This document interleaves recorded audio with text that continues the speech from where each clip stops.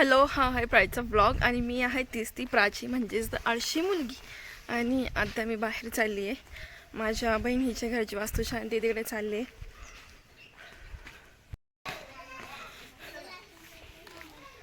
शरू इकडे इकडे ना, सकाळी तू ओळखलं नव्हतं ना मला. इकडे इकडे ना, मी घालते सँडल. इकडे इकडे ये. विसरली का मला? विसरली? इकडे ना शरू.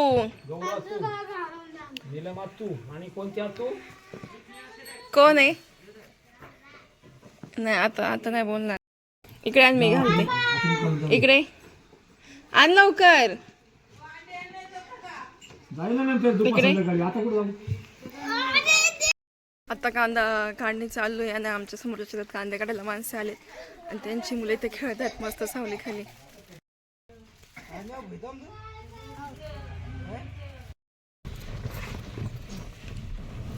काय झालं?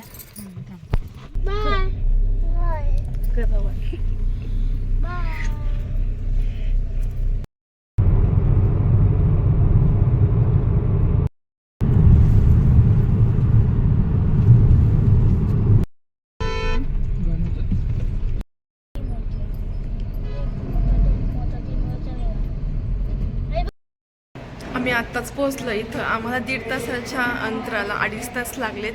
खूप वेळ लागला ट्रॅफिकमध्ये. आता पोहोचलो इथे. गौरीने खूप भारी डेकोरेशन केले, पण रात्रीचं अजून छान वाटेल.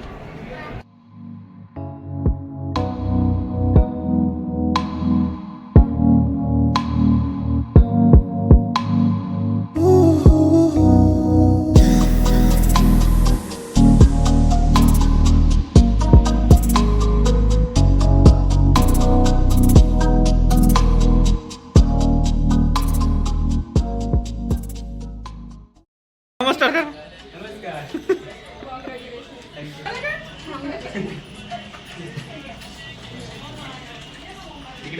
पिशवी आहे ना पण.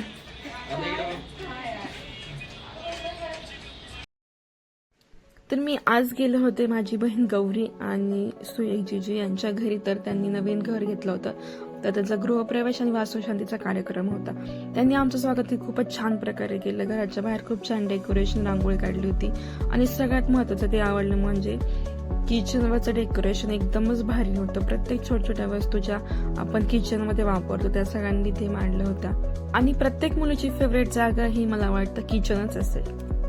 आणि ते तर छान दिसलंच पाहिजे, हो ना? प्रत्येक माणसाच्या आयुष्यात एक स्वप्न असतं, स्वतःच एक सुंदर घर असावं. स्वप्नातील घर म्हणजे विटा आणि सिमेंटचं बांधकाम नसून ते प्रेम, आपुलकी आणि आनंदाने भरलेलं असतं. त्या घरात कुटुंबातील सगळे एकत्र राहतात, हसतात आणि आयुष्यातील सुंदर क्षण एकमेकांसोबत वाटतात. नवीन घर बांधताना प्रत्येक जण खूप कष्ट घेतो आणि त्या कष्टाचं फळ म्हणजे आपलं स्वप्नातील घर असतं. त्या घराच्या प्रत्येक कोपऱ्यात आपल्या आठवणी असतात आणि त्याचप्रमाणे भावना जपलेल्या असतात. म्हणूनच स्वप्नातील घर हे प्रत्येकासाठी खूप खास असतं. स्वप्नातील घर म्हणजे 4 भिंती नाही, ते आपल्या कष्टाचं, प्रेमाचं आणि सुंदर आठवणींचं छोटंसं जग असतं.